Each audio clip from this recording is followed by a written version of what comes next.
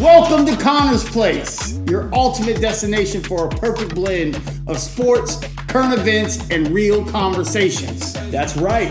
I'm Jason Jr., and this is my dad. And together, we are the dynamic father and son duo behind the mic and on the screen. Join us for this thrilling journey as we take a deep dive into the latest happenings in the world of sports. But Pops, it's not all about scores and headlines here. We're here to reflect on the roller coaster of life and share our insightful perspectives on current events, giving you a fresh take on the world around us.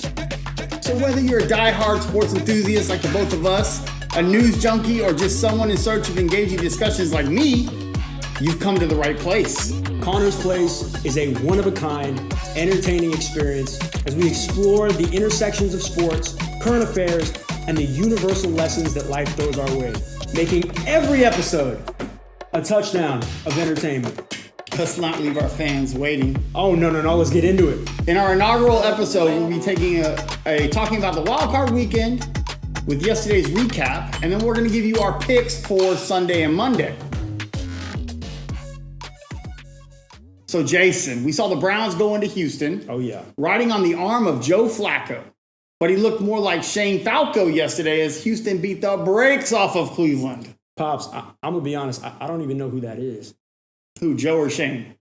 After yesterday, neither, but all jokes aside, Flacco turned the clock back for 5 games and then just ran out of juice. Cleveland went back and forth with Houston in the first quarter and then fell flat on their face as if the gas tank finally hit E. They scored their 14th and final point to open up the second quarter. They didn't score again? No, they were shut out. And I mean, I kind of understand Houston winning by 31 as their defense had 4 sacks, 2 pick sixes, and their rookie quarterback delivered a career night with 157 passer rating, going 16 of 21 for 274 and 3 touchdowns, including a 76-yard touchdown to Brevin Jordan with 12 minutes to go in the second, as they shut the door on Cleveland's magical season. As magical as it was, Junior, did you know it was the Browns' worst postseason loss since being shut out 34-0 by Baltimore in 1968? The Ravens? They weren't the Ravens back then, Jay. They were the Colts. NFL is confusing, but I know Flacco's taken naps during the game before. Was he sleeping? Stop with the nap jokes and Sleepy Joe. We don't knock naps. As old folks, we need them. I'm not going to knock Joe. I mean, he's about to turn 39 on January 16th. So from us, happy birthday, Joe. Happy birthday. Think about this. He was on the streets getting his daily naps in before Cleveland needed a 4th-string quarterback. With all their injuries, he did go 3-2. He did. And so with that being said, I believe Kevin Stefanski should be coach of the year. That's a hot take. But I know, Texan fans, don't hate me. D'Amico Ryans has a huge argument for coach of the year. But this is why I would still give it to Kevin. Because in this league, you need a QB. That's and right. You got one. Mm-hmm. They had to go on the street to get a 4th-string QB. They lost their offensive line, their top back, and still finished 11-6. That has to say something. But CJ Stroud has to be the rookie of the year. Oh, yeah, absolutely. CJ Stroud, arguably, is a top 10 quarterback in the league. He's not even 23 yet, right? I mean, he was written off before he ever took a snap of NFL football because of a damn test score. And if you're anything like me, you know, tests really never tell the whole story. Nope. And I guess the test couldn't predict him throwing 4,100 yards, 23 touchdowns, and only 5 picks, ranking him, first in the league for Number touchdown 1 to interception ratio? Not to mention leading all rookies in passing categories and only being 500 yards behind Tua Tagovailoa for the NFL leader in passing yards as a rookie. Guess what? He also missed 2.5 games. No way. He missed 2.5 games. So coming into the season, all the pundits predicted Bryce Young and Anthony Richardson to be the top QBs. They all need to say that CJ never wrote back because that dude can ball. And it hurts me to say, as you can see, but do you remember what he did to the BUCS? It pains me to say Week 9 was the worst game that I watched as a Buccaneers fan. Oh, yeah. And, you know, he was 30 of 42, had like 500 yards, 5 touchdowns, no picks, had a rating of like 150. He's the reason Houston is in the position that they are. And for that, and that alone, he's my offensive rookie of the year. So this, at this point, is a good segue because we can move on to the nightcap, right? Where Miami came into Kansas City, the Dolphins' high-powered offense Oh, yeah. didn't have the proper antifreeze, as temperatures in that game had a wind chill of negative 23. I've seen a lot of things in my 20 years in life.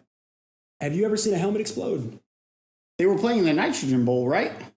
Pretty much. Of course, some things are going to explode and crack. Haven't you seen Judgment Day? I mean, those dudes from South Beach get cold when the Florida temperatures drop below 70. I can attest. Watching the players out there reminded me of that scene from Cool Runnings when the Jamaican bobsled team is leaving the airport in Calgary. Have you seen that? I have no idea what you're talking about. I guess you just had to be there. But this was never a game. But when Tua threw that ugly pick in the second quarter, it was like Elsa from Frozen took all the heat that was on the Miami sideline and turned on the hard freeze because those boys were ready to get back on the plane and head home. Now, Jay, with Kansas City now going to Buffalo or hosting Houston in a divisional round, what do you think? If you're asking me what I think either game would be must-see competitive football.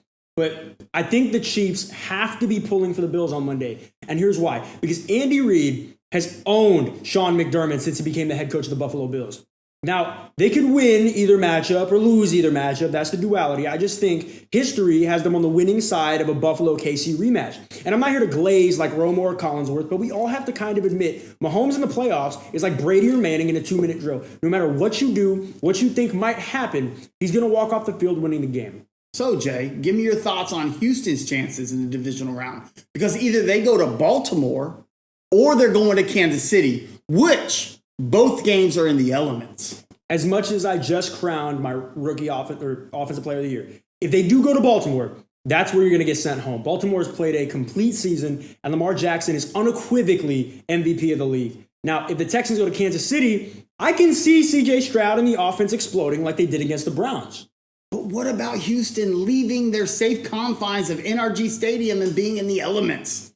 I'm a proponent of this. A young team does not know what they don't know. And I don't think that they know their limits just yet. I just love the passion of this team and the fight that they play with. And even though Mahomes in the playoffs resembles Brady or Manning in the 2-minute drill, I just trust Houston more to win a game in Kansas City than a game in Baltimore.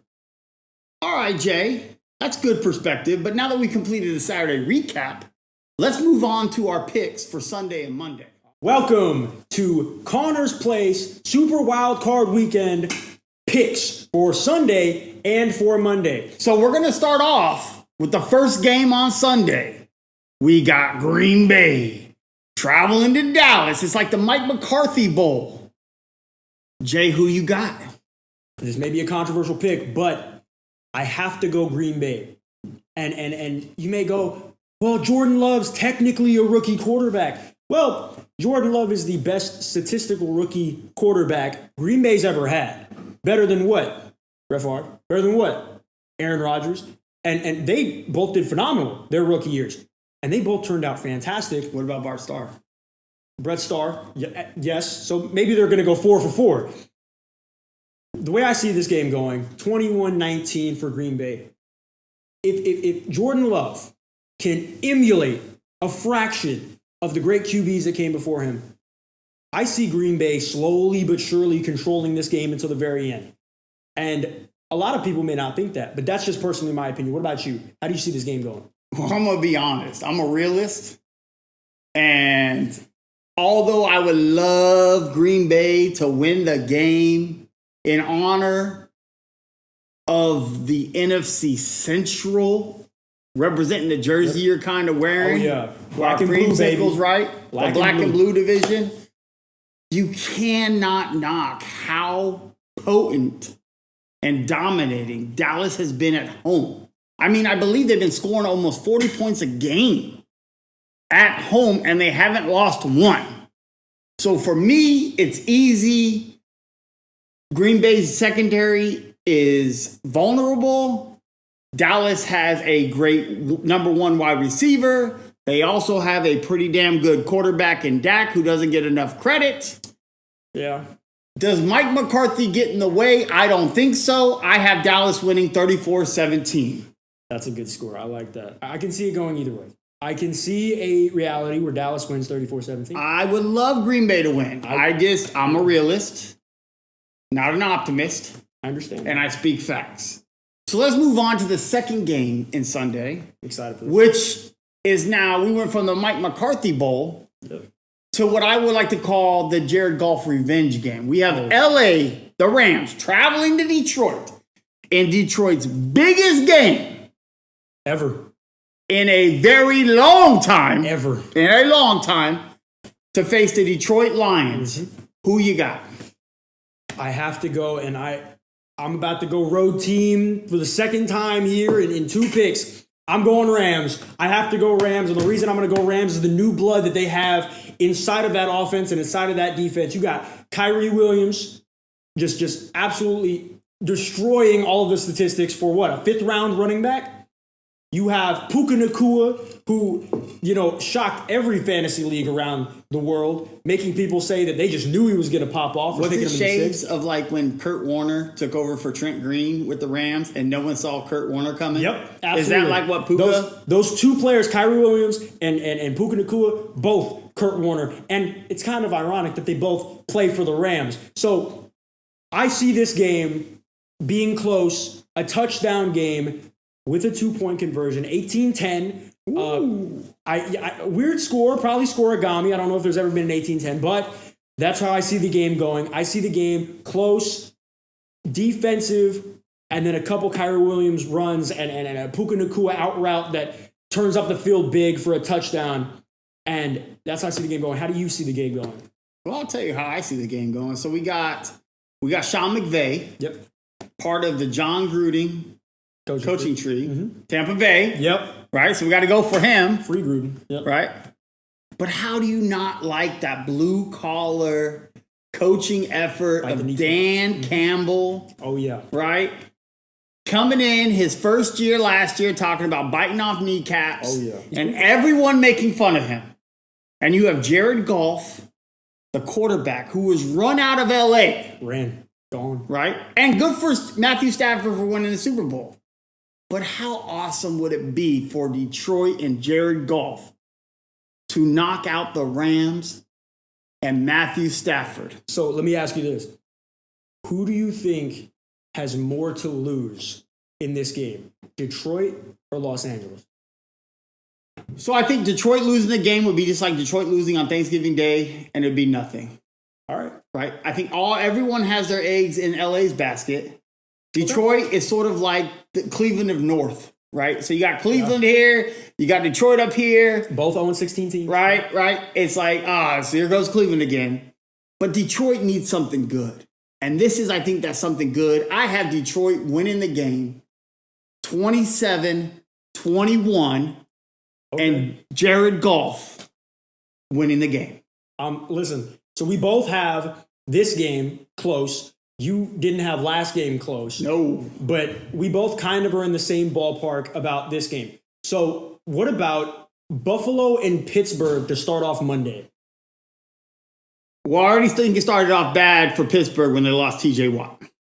Okay, right? So I think Mike Tomlin's a better coach than Sean McDermott. But I take Jared Goff over Mason Rudolph. Okay?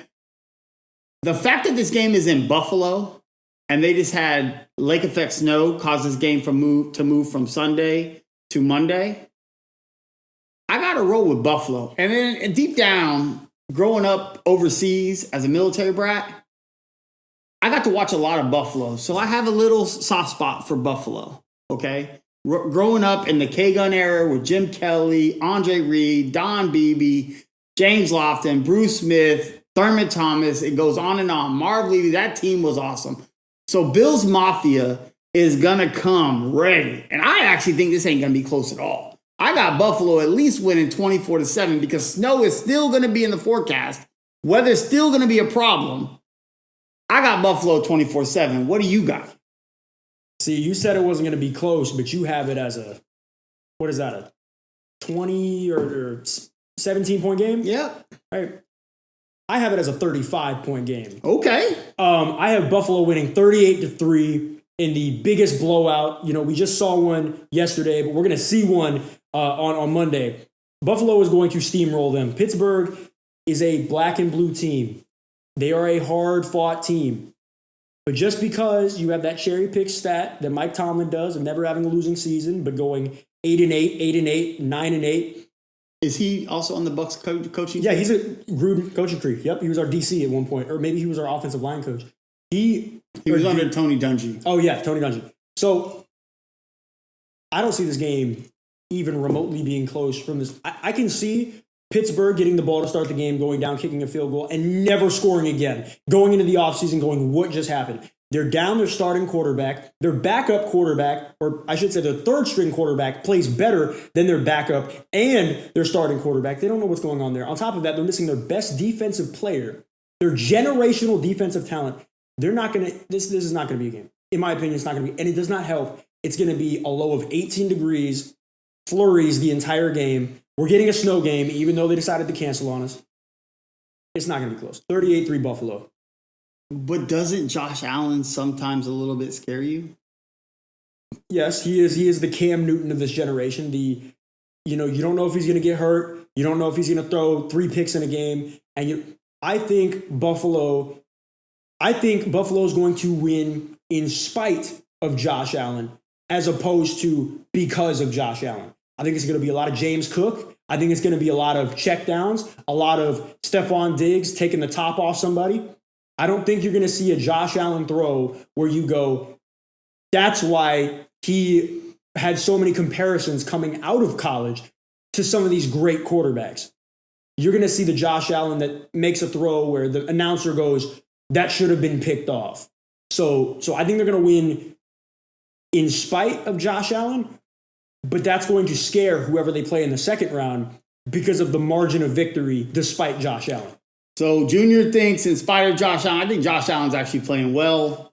We'll see how it goes. Missing TJ Watt is a big miss. However, Pittsburgh is getting Minkah Fitzpatrick back, right, which is going to help their back end. And we'll see how it goes. But Buffalo has been better when they ran first to set up the pass. Yep. Gabe Davis is also missing for Buffalo, so we'll see how that impacts them. But I expect a huge game from Stephon Diggs. Let's move on to yours and mine. Oh, yeah. Right? Big game. The biggest game.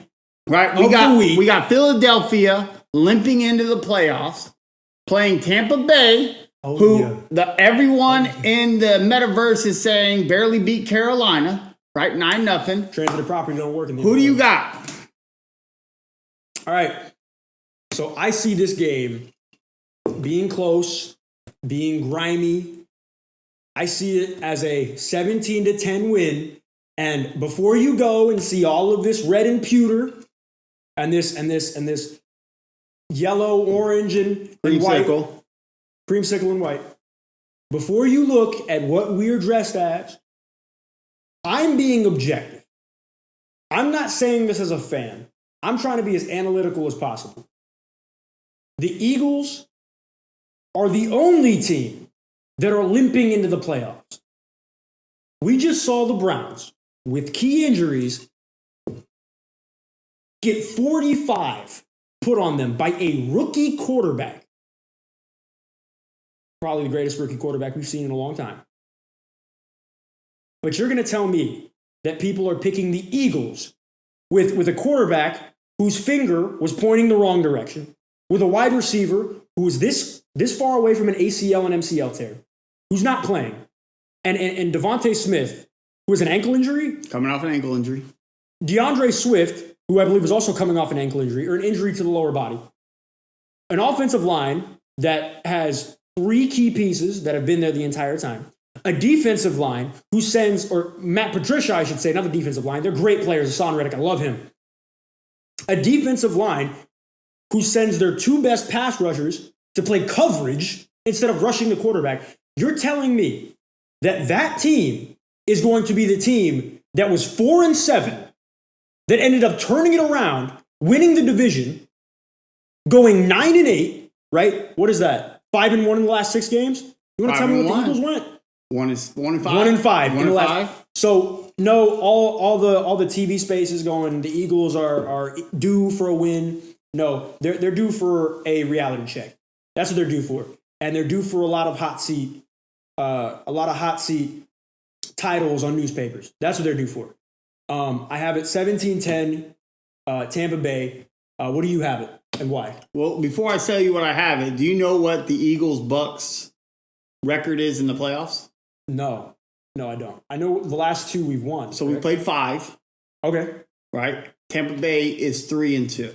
Right? So we go back 2 years ago. Philly came into Tampa Bay. Whooped them. Right? Jalen Hurts, high rolling. Nick Sirianni, the coach, right? His thing is whatever. This is pre AJ Brown. AJ Brown wasn't there yet 2 years ago. Last year he came, right? Yeah. We beat them because our defense came to play. Yep. Right? I look at this game and I say there's a lot of history, and I don't want to take the Eagles lightly.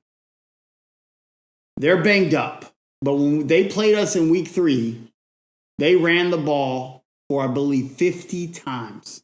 It was crazy. A.J. Brown had a career day. Devontae Smith had a career day. All right? They beat us by 2 scores. 11, yeah. Okay?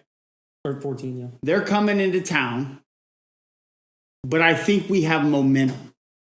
And yes, we won the game last week 9-0. But I would say if we won the game putting up 45 points and still won by 9 points, what would you say? Exactly. Right? Oh, they could put up points. Exactly. This team fights. And then we didn't talk about defensive player or rookie of the year. I would say Yaya Diaby needs some considerations. Kalijah Kancey and Yaya Diaby should definitely be on that ballot. I would put Yaya over Kalijah. Well, Kalijah. But all the votes and the pundits are going towards Will Anderson from Houston. I don't see that. Since Todd Bowles made a change and inserted Yaya, we've been getting to the quarterback. Oh, yeah. Right? Our win rates have been higher. What concerns me is our secondary playing 10 yards off instead of being up, bumping. Yep. That concerns me. But I have the Buccaneers winning this game 24-17. It's one score. It's going to come down to the end, but that's what I got. They are 3-point underdogs, but I will tell you in the playoffs, home dogs are the way to bet. Oh, yeah. I believe, that is definitely a safer bet, even though it's the same score. I can see 27 or 24-17 all day of the week. Is there anything that concerns you with this Bucs game? Anything? Yes. And then what's that? It's our offensive line. So that's a worry. Is there anything that is a definitive lock you put the house on that will happen in this game? Antoine Winfield's going to make a big play. Yep, Antoine. That is a good job. Good job. That if anybody, any NFL execs, anybody that voted for the Pro Bowl's popularity contest, if you didn't vote for Antoine Winfield Jr., I want you to do one thing, right? Go to your housing office, look at the lease, and right under it saying rock, right? The rock that you're living under. Take the lease out, rip it up, find somewhere else to live. Because that's where you've been living if you didn't pick Antoine Winfield Jr. Because who did they pick above him? Buda Baker. Buda Baker. How many interceptions do you have? 0. How many sacks? 0. How many tackles for loss? I think it was like 0. How many fumble recovers? Also 0. How many big plays? I think 0. Enough said. So those were our picks. We want to know what you're picking in the comments below. Feel free to like the video and subscribe if you want to see weekly episodes of Conner'S Place. We hope you enjoyed. See you next week. Go Bucks!